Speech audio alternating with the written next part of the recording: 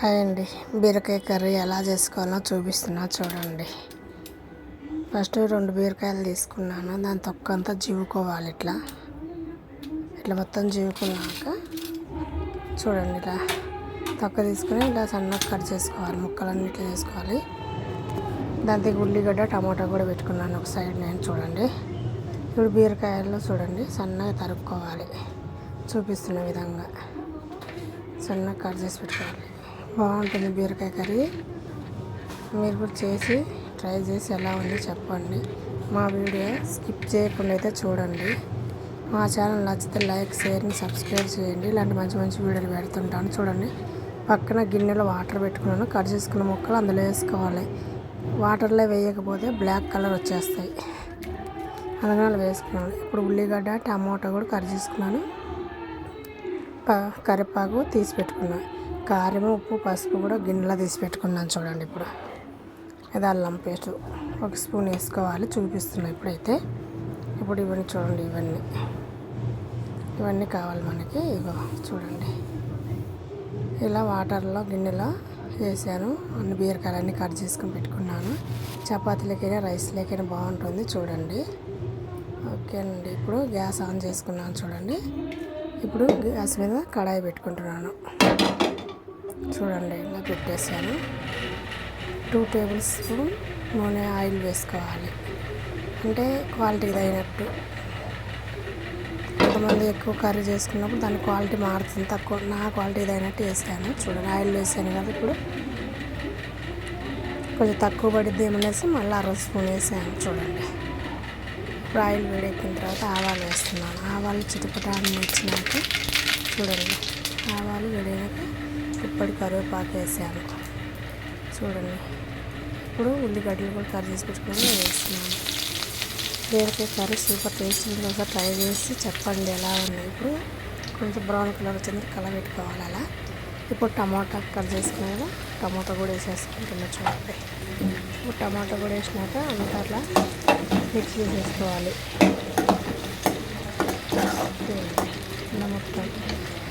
ఇలా మొత్తం అది మెత్త కొంచెం మెత్తయ్యేంత వరకు ఉడకబెట్టుకోవాలి. అది అలా ఫ్రై అయిన తర్వాత ఇప్పుడు ఇందులో అల్లం పేస్ట్ వేయించాను కదా, 1 స్పూన్ అల్లం పేస్ట్ వేస్తున్నాను. సూపర్ టేస్టీగా ఉంటుంది. మీరు ఒకసారి ట్రై చేసి చెప్పండి బీరకాయ కర్రీ ఎలా వచ్చిందో, మీకు ఎలా వచ్చిందో. చూడండి, ఇప్పుడు ఆల్రెడీ నేను ఉప్పు, పసుపు, కారం తీసి పెట్టుకున్నాను చెప్పే కదా. పకోడీ వేయకుండా నేను అన్నీ కర్రీకి తగినట్టు తీసి పెట్టాను కాబట్టి క్వాలిటీ వేసేసుకోండి. ఎవరికి ఫస్ట్ టైం చేసేటోళ్ళు ఉంటే కొంచెం తక్కువ వేసుకోండి. కాబట్టి మళ్ళీ టేస్ట్ చూసుకుని వేసుకుందరు. బీరకాయలు ఆల్రెడీ వాటర్లో ఉన్నాయి కదా, వాటర్లోంచి తీస్తున్నాను. వాటర్తో సహా పోయట్లేదు. చూడండి, వాటర్లోంచి తీసి బీరకాయలు మాత్రం కడాయిలు వేస్తున్నాను. వాటర్ అయితే ఇప్పుడు వేయట్లేదు. మొత్తం వాటర్లోంచి మొత్తం ఓన్లీ బీరకాయల వరకు కలిసిన ముక్కల వరకు తీసి అందులో వేస్తున్నాను. చూడండి, ఇలా అయిన తర్వాత ఇప్పుడు మొత్తం ఒకసారి మనం చూడండి, ఇప్పుడు మొత్తం ఒకసారి మిక్స్ చేసుకోవాలి. మనం ఇప్పుడు మొత్తం మిక్స్ చేసుకొని ఒకసారి మొత్తం కలబెట్టుకొని ఇప్పుడు కాసేపు మూత పెట్టుకొని సిమ్లో అలా ఉడకనేయాలి. చూడండి, మనం వాటర్ వేయకుండా కూడా ఆల్రెడీ బీరకాయలు వాటర్ ఉంటుంది కాబట్టి ఇలా వచ్చేసింది ఆల్రెడీ. చూడండి, ఇప్పుడు నేను నాకు వాటర్ ఎంత కావాలో అంత వేస్తున్నాను. ఇలా మొత్తం ఇలా అయిపోతుంది. చూడండి, తొందరగా అయిపోతుంది. చపాతీలకైనా రైస్లకైనా బాగుంటుంది. సో ట్రై చేయండి. చూడండి, ఇప్పుడు మొత్తం అలా ఒకసారి కలబెట్టేసి మొత్తం మళ్ళీ ఒకసారి మూత పెట్టి చూడండి, ఇప్పుడు మొత్తం ఒకసారి కలబెట్టేసుకొని ఉప్పు అవి కూడా సరిపోయింది కదా, మళ్ళీ ఒకసారి చెక్ చేసేసుకొని చూడండి. ఇప్పుడు అల్లు ఉడుకుతున్నారు. ఇప్పుడు మూత పెట్టేసాను. మొత్తం మూత పెట్టేసాను. మళ్ళీ మూత తీసాను కూడా. చూడండి, ఇప్పుడు మొత్తం ఇప్పుడు దగ్గరికి కర్రీ అయిపోయింది. త్వరగా చూడండి, కర్రీ అయింది. ఇప్పుడు టైం ఏం పట్టదండి. బీరకాయ కర్రీ తొందరగా అవుతుంది. టేస్ట్ బాగుంటుంది. చూడండి, ఒకసారి ట్రై చేసి చెప్పండి. చూసారా, ఇప్పుడు ఇలా అవుతుంది కర్రీ.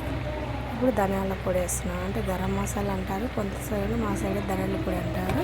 అది వేసేసాను. 1 టేబుల్ స్పూన్ వేసేసాను. వేసిన తర్వాత ఇప్పుడు మొత్తం మళ్ళీ మిక్స్ చేసేసుకోవాలి. ఇప్పుడు ఈ ఒక్కరో బాగా ఉడికేంత వరకు చూడాలి, మూత పెట్టాలి. ఇప్పుడు మూత పెట్టేసి చూడండి. ఇప్పుడు అయింది, తీసాను చూడండి. అంతే, కర్రీ అంతా ఆల్మోస్ట్ అయినట్లే చూడండి.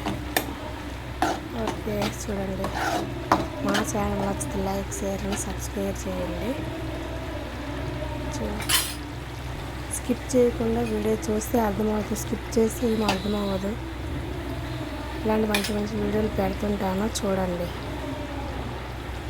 చాలా వరకు ట్రై చేసి ఎలా ఉందో చెప్పండి. ఓకే, అయిపోయిందండి కర్రీ అయితే. ఇప్పుడు మా పాపకు స్నాక్స్కు కీరా దోసకాయలు కోసి తొక్క తీసేసి కోసి స్నాక్స్లో పెట్టాను చూడండి. ఇప్పుడు కర్రీ కూడా అయిపోయింది చూడండి. స్నాక్స్కు కీరా దోసకాయ పెట్టాను కదా, కర్రీ అయిపోయింది. ఇప్పుడు లంచ్ బాక్స్లో రైస్ వేస్తున్నా చూడండి. లంచ్లోకి రైస్ పెడతాను చూడండి. ఇప్పుడు వేడిగా ఉంది, ఇప్పుడు అన్నం కాలుతుంది చూడండి.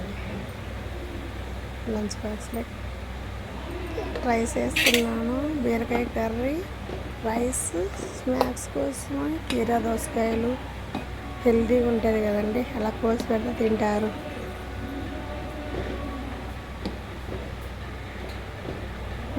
మా స్టైల్లో మేమైతే ఇలా చేస్తాం, ఎవరు ఎలా చేస్తారో కామెంట్లో తెలియపరచండి.